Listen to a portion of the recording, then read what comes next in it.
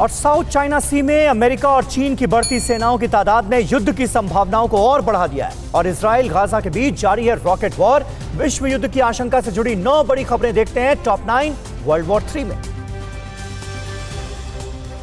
चीन की हेकड़ी पर लगाम लगाने के लिए भारत और अमेरिका साथ खड़े हैं। अमेरिका से भारत को जल्द ही अपाचे और सीहॉक हेलीकॉप्टर्स की नई खेप मिलने वाली है। इस बात का खुलासा अमेरिका के रक्षा मंत्री मार्क एस्पर ने किया है। अपाचे और सीहॉक दुनिया के सबसे खतरनाक लड़ाकू हेलीकॉप्टर्स हैं। एस्पर ने कहा है कि दोनों देशों के संबंध पहले से कहीं ज्यादा बेहतर हो गए हैं।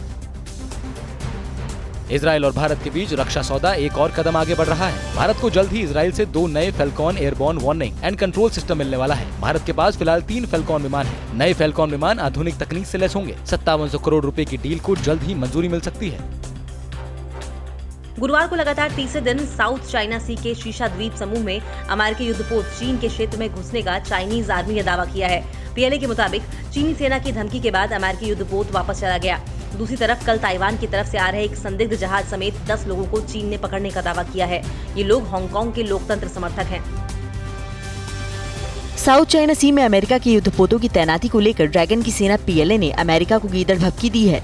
पीएलए के कर्नल ली हुमिन ने कहा कि अमेरिका अगर साउथ चाइना सी में अपनी सेना बढ़ाता रहा तो एक दिन दोनों देशों के बीच सैन्य टकराव जरूर होंगे। पीएलए ने ये भी कहा कि अमेरिका चीन को युद्ध के लिए उकसा रहा है।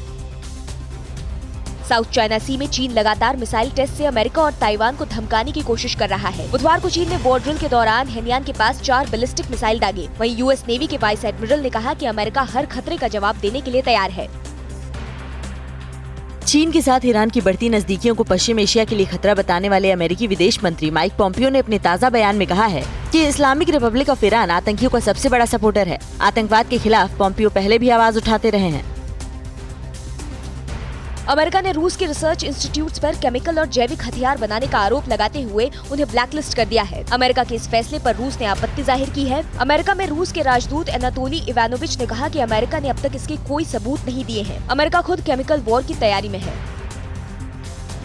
अंतर्राष्ट्रीय सैन्य एक्सपो में रूस के एक टैंक की कालाबाजी और दुश्मन पर टूटने की तस्वीर देखकर आप हैरान रह जाएंगे।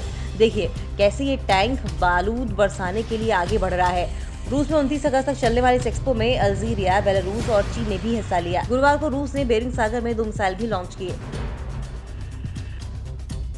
गाजा से हमास आतंकियों द्वारा छोड़े गए विस्फोटक गुब्बारों ने दक्षिणी इजराइल में आग का तांडव मचाया। इसके बाद इजरायली सेना ने भी गाजा पर रॉकेट से हमला किया। इजरायली डिफेंस के मुताबिक गाजा में हमास के आतंकियों के ठिकाने पर निशाना साधते हुए 6 रॉकेट दागे गए, जिससे कई आतंकी ठिकाने तबाह हो गए।